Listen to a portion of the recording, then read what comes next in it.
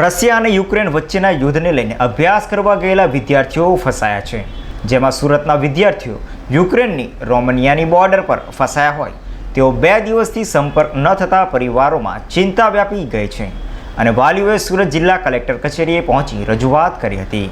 Russia અને Ukraine વચ્ચે યુદ્ધને કારણે યુક્રેનમાં અભ્યાસ કરવા ગયેલા સુરતના અનેક વિદ્યાર્થીઓ ત્યાં હજુ પણ અટવાયા છે. યુક્રેનમાં રહી શકાય તે સ્થિતિ ન હોવાને કારણે તેઓ પોતાના બચાવ કરવા માટે હવે પોલેન્ડ અને રોમાનિયા તરફ જઈ રહ્યા છે, પરંતુ ત્યાં પણ તેમની મુશ્કેલીઓ ઓછી થતી દેખાતી નથી. વાલીઓ જિલ્લા કલેક્ટર કચેરી ખાતે પહોંચીને કલેક્ટરશ્રીની રજૂઆત કરી છે કે તેમના બાળકોને પરત લાવવા માટે પ્રયત્નો શરૂ કરવા જોઈએ, કારણ કે તેમની પાસે કોઈ પ્રકારની વ્યવસ્થા જ નથી. જેઓ બોર્ડર પર છેલ્લા 48 કલાકથી હાડ થઈ જતી ઠંડીમાં બેઠા છે. કોઈ તેમને પૂછવા વાળું નથી. સરકારનો કોઈ પ્રતિનિધિ કે ઇન્ડિયન એમ્બેસી તેમની સાથે વાત કરવા પણ તૈયાર નથી. અને હાલ તેઓ પાસે ખાવા પીવાનું પણ ખૂટી જવા પામ્યું છે અને વાલીઓ સાથે બાળકોનો 2 દિવસનો સંપર્ક પણ થવા પામ્યો નથી. મનીષ પટેલ છે. અમે રજૂઆત કરવા માટે આવ્યા છે કે અમારી છોકરી છેલ્લા 48 કલાકથી રોમાનિયા બોર્ડર ઉપર ફસાઈ ગઈ છે.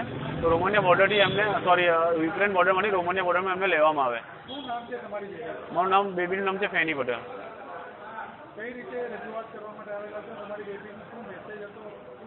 એ લોકો ત્યાં લેવામાં નથી આવી રહ્યા, એટલે જો ત્યાંથી એ લોકોને રોમાનિયા બોર્ડરમાં લઈ લે ને તો રાત્રે 1 વાગે આજે વાત થઈ છે, પછી એમના ફોન સ્વિચ ઓફ થઈ ગયા છે, અમે સંપર્ક વિહોણા થઈ ગયા છે.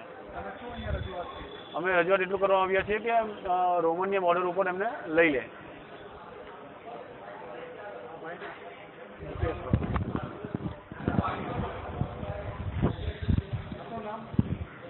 મારું નામ મુકેશભાઈ ચૌહાણ છે.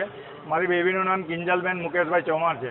યુક્રેનમાં વિનિસિયા યુનિવર્સિટીમાં MBBSના ફર્સ્ટ યરમાં છે અને છેલ્લા 7 દિવસથી એ લોકોને ખૂબ જ તકલીફ છે. રશિયા અને યુક્રેન વચ્ચેનું યુદ્ધ ચાલુ થયું ત્યારથી 4 દિવસે લોકો ટનલની અંદર ભોયણામાં રહ્યા છે અને ત્યાર પછી અત્યારે છેલ્લા 48 કલાકથી રોમાનિયાની બોર્ડર પર આવીને રોકાયા છે. તો ભારત સરકારને અમારી નમ્ર વિનંતી કે એમને બોર્ડર ક્રોસ કરાવીને રોમાનિયાની અંદર લઈ એવી અમારી આશા છે. લાસ્ટમાં ગઈકાલે રાત્રે ફોન થયો હતો ત્યારે મારી બેબીએ એવું કીધું કે પપ્પા હવે બેટરી 2% રહી છે, તો હવે અમારો કોન્ટેક્ટ થશે નહીં, તો તમે ત્યાંથી ભારતની એમ્બેસીને કે કોઈ બીને જાણ કરીને અમારા માટે વ્યવસ્થા કરજો એવી આશા રાખીએ છીએ, એવી રીતનું કીધું હતું. હા, કલેક્ટર સાહેબને કીધું અમે આગળ ગાંધીનગરને જાણ કરીએ છીએ ને એમ્બેસીમાં જાણ કરીએ છીએ એવું કીધું છે, પણ સાહેબ જ્યારે કહે ત્યારે ખરું. યુક્રેનમાં અભ્યાસ કરવા ગયેલા વિદ્યાર્થીઓની સ્થિતિ ખરેખર ખૂબ જ દયનીય બની જવા પામી છે. ભલે ત્યાંથી પરત ફરતા વિદ્યાર્થીઓના સાથે ફોટો પડાવવા માટે ભારતીય જનતા પાર્ટીના નેતાઓ પડાપડી કરી રહ્યા છે, પરંતુ હકીકત કંઈક અલગ જ છે. જે વિદ્યાર્થીઓ ત્યાં ફસાયા છે તેમની સાથે ભારતીય દૂતાવાસના અધિકારીઓ કોઈ સંપર્ક કરતા નથી.